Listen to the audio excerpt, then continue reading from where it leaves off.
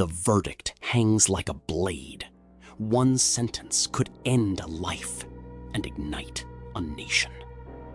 In a hushed courtroom, a tall prisoner stands unflinching. If the judge says death, does the struggle die too? Nelson Mandela inhales. The world forgets to exhale. Before trials and headlines, there was a boy called Rulilala, troublemaker, chasing cattle across red earth. Thunder rolled over green hills, and elders spoke of justice by firelight. The seed of defiance was planted long before anyone named him Nelson. In the Thembu royal court, rules were negotiated, not shouted. Listening was power. Silence could move mountains. Mandela learned consensus under a fig tree council, discovering that authority isn't volume. It's the patience to hear every voice. At a mission school desk, a chalk line rewrote identity. A teacher offered an English name, Nelson. 2 syllables to fit an empire's tongue. He took it and kept Rulilala too, carrying both worlds like flint and tinder in the same pocket. At Fort Hare, debate was a sport sharpened into steel.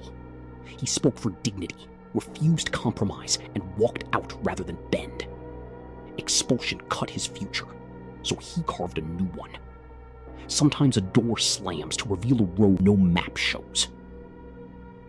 Johannesburg roared like a furnace, gold-driven, neon-lit, merciless. He found work as a clerk, shelter on the edge of legality, and a mentor named Walter Sisulu. In crowded rooms above noisy streets, he studied laws designed to break him. With Tambo and Lembede, he helped forge a youth league that swapped petitions for pressure. The plan?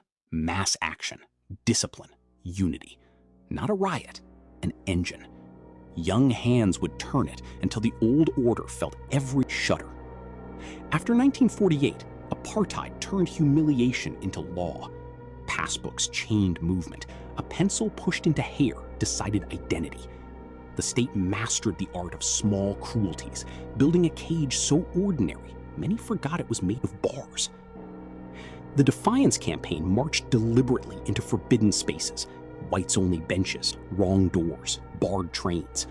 Arrest was a tactic. In court, Mandela stood as attorney and accused in turn, binding law into a knot the regime could not untie. The treason trial dragged for years, accusations sprawling like a web. They sang in corridors, studied cases by candlelight, and turned prosecution into a seminar on freedom. When acquittal came, the victory felt like borrowed time. A protest without passbooks, then rifle cracks, bodies on hot tar, shoes abandoned mid-sprint. The state banned the ANC. Streets washed blood toward the gutters. Resolve congealed thicker than fear. Persuasion had met its wall. A new course. Sabotage against structures, not people. Umkhonto we Sizwe, spear of the nation, lit fuses in the night to wake a sleeping world. The message?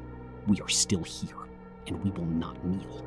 They called him the Black Pimpernel, disguised as a chauffeur, a gardener, a worker on the night shift. He moved house to house with a briefcase of papers and a heart that refused the comfort of safety. He slipped across borders to seek training and allies, Ethiopia, Algeria, learning the grammar of struggle from veterans of their own revolutions. He returned with lessons and a certainty. South Africa's change would be written in courage. On a country road near Howick, the net tightened. A Land Rover flagged down, armed men stepping from the verge, and the underground came suddenly to the surface. The chase ended, not with sirens, but a quiet click of handcuffs. Police stormed Lily's Leaf Farm, flipping mattresses, prying up floorboards, pulling plans from shadows. In notebooks and maps, they saw the heartbeat of a movement. The trial would not be about deeds alone, but about dreams on paper. In the dock, he lifted the mirror to the nation. I have cherished the ideal of a democratic and free society. It is an ideal for which I am prepared to die. The words turned a trial into a testament and fear into a vow. Robben Island reduced the world to concrete, iron, and glaring lime. Days chiseled away on quarry walls. Nights pressed into a cell just long enough to pace. 3 steps, turn, 3 steps. Freedom was rebuilt in fragments of routine. He studied by lamp glow, smuggled notes out in tiny handwriting, learned his warders' names, and tested the stubborn doors of their hearts. Somewhere between insult and kindness, iron softened, if only enough to let a letter through. Outside, the country seethed. Soweto's schoolchildren marched against the language of their oppressor. Police answered with bullets. A fallen boy's image crossed oceans, and a generation's patience burned away in a single day. The world replied with pressure, sanctions, boycotts, stadium chants, concerts under foreign skies. Free Mandela became a chorus that legislators could not ignore and corporations could not outlast. The island's silence grew loud. In the townships, Winnie Madikizela Mandela carried the flame and its controversies. Grief hardened into fierceness. Communities split on means and ends. The struggle's face bore scars from both the oppressor and the argument within. From a stronger cell at Polesmore came a softer approach, secret talks. In a plain room with plastic chairs, he spoke to men who held the keys. He did not bow. He did not bark. He negotiated, like the boy under the fig tree. Stagnant economy, global isolation, Cold War thaw. Reform stopped being generosity and started being arithmetic. The wall had moved. The cost of holding it up outweighed the fear of letting it fall. On 11 February 1990, the gate opened and a figure emerged, hand lifted, palm open, then a fist, not of anger but recognition. Cameras whirred like locusts. He walked beside freedom, neither rushing nor looking back. Freedom's road was mined. Talks stalled amid massacres and suspicion. Boipatong's screams, Bisho's gunfire.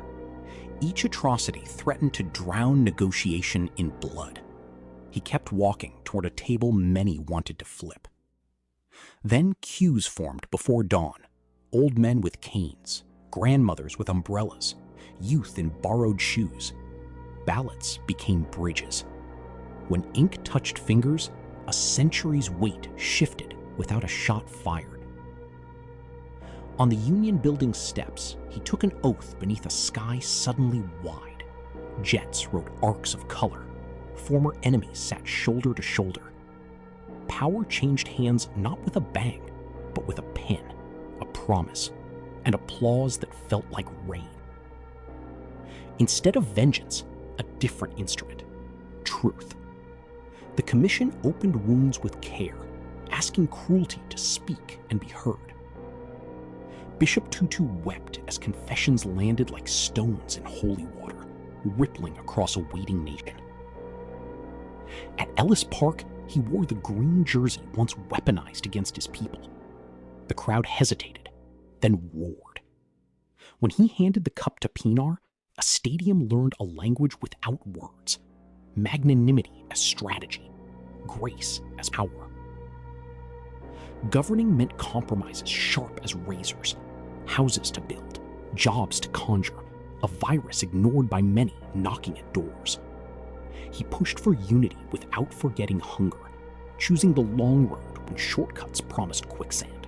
He stepped away after one term, an elder before becoming an icon.